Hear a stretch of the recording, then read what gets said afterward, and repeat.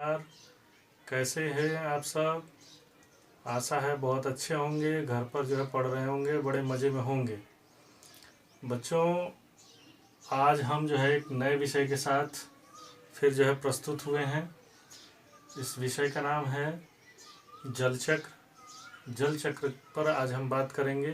बात करने के पीछे जो कारण है वो ये है कि आप सभी जानते हैं कल अपने जनपद में काफ़ी तेज़ हवाओं के साथ वर्षा हुई है।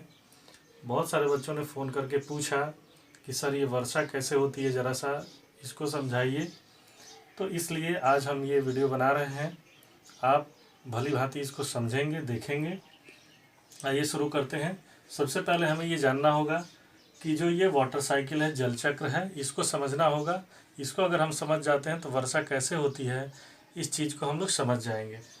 तो वो जो वाटर साइकिल है ये एक बायो जियो केमिकल साइकिल्स में से ही एक जो है साइकिल है, जिसको हम लोग जो है वाटर साइकिल के नाम से जानते हैं। सबसे पहले हम ये जानेंगे बायो जियो केमिकल साइकिल्स होती क्या हैं। बायो जियो केमिकल साइकिल्स वो साइकिल्स होते हैं, वो चक्र होते हैं जो हमारे धरती पर और वातावरण में जीवधारियों के से होकर के और जो है अजीवीय घटक, सजीव घटक और निर्जीव घटक दोनों से होते हुए चक्रण करते हैं। ऐसे साइकिल्स को हम लोग बायो जियो केमिकल साइकिल्स कहते हैं। जैसे ऑक्सीजन साइकिल हो गया, नाइट्रोजन साइकिल हो गया, उसी तरह से ये वाटर साइकिल भी है। तो आइए जानते हैं कि हमारे ग्लोब पर वाटर साइकिल कैसे जो है संपन्न होती है। बच्चों, आप सभी जानते हैं कि धरती पर जो जल का जो स्रोत है वो वर्षा का पानी है। हमारे यहाँ जब वर्षा होती है तो वर्षा के बाद वर्षा का पानी धरती पर विभिन्न स्रोतों में जो है जमा होता है। नदियों नालों से होते हुए यह जल अंततः समुद्र को जाता है और यह विभिन्न जल स्रोतों में बढ़ जाता है, कुएं के जल के रूप में, यहाँ तक कि ग्राउंड वाटर में भी ये चला जाता है। और ये जो पूरी हमारी धरती की जो सतह है, इस सतह पर दो प्रक्रियाएं होती हैं जिनसे यह जल वाष्प के रूप में वो पुनः जो है वापस वातावरण में जाता है। क्योंकि वर्षा का जो पानी है वो वातावरण से धरती पर आया और अब ये धरती से दो जो है प्रक्रियाओं के द्वारा फिर से वातावरण में जाता है। पहली जो प्रक्रिया है वो वाष्पीकरण है। हमें वाष्पीकरण को समझना है। तो वाष्पीकरण से तात्पर्य ये है कि जल का लिक्विड से वाष्प के रूप में, यानी कि गैस के रूप में धरती की सतह से ऊपर उठना, वातावरण में जाना ही वाष्पन कहलाता है। आपके मन में एक प्रश्न उठ रहा होगा कि वाष्पन आखिर जो है क्या। तो वाष्पन के लिए जो है किसी टेम्परेचर की आवश्यकता नहीं होती है। ये रातों दिन चलने वाली प्रक्रिया है। रात में थोड़ा कम होती है, दिन में ज़्यादा होती है। और वाष्पन जो है के द्वारा ही जल धरती की पूरी सतह से उठ करके भाप के रूप में वातावरण में जाता है। दूसरी जो प्रक्रिया है वाष्पोत्सर्जन की, ये जो वाष्पोत्सर्जन की जो प्रक्रिया है, इस प्रक्रिया में पेड़ पौधों के शरीर से हो करके उनकी पत्तियों के द्वारा, उनके वायवीय भागों के द्वारा पानी जो है वाष्प के रूप में वातावरण में जाता है। तो इसको हम लोग वाष्पोत्सर्जन कहते हैं।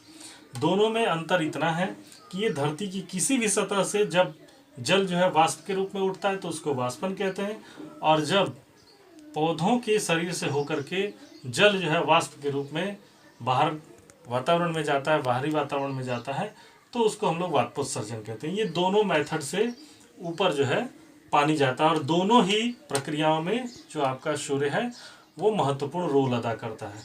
इसके प्रकाश की तीव्रता पर ये निर्भर करता है कि वाष्पन कितना होगा और वाष्पोत्सर्जन कितना होगा। दोनों प्रक्रियाओं में पानी के लिए जल से वाष्प में बदलने के लिए ये सूर्य जो है उत्तरदायी होता है। इसके पश्चात जैसे जैसे ये पानी की बूंदें वाष्प के रूप में ऊपर जाती हैं तो ठंडी हो जाती हैं, और जब ठंडे होने के बाद ऊपर जो है संघनन के द्वारा ये कंडेंस होकर के, कंडेंसेशन के द्वारा, संघनन के द्वारा फिर से जो है जल में बदल जाता है।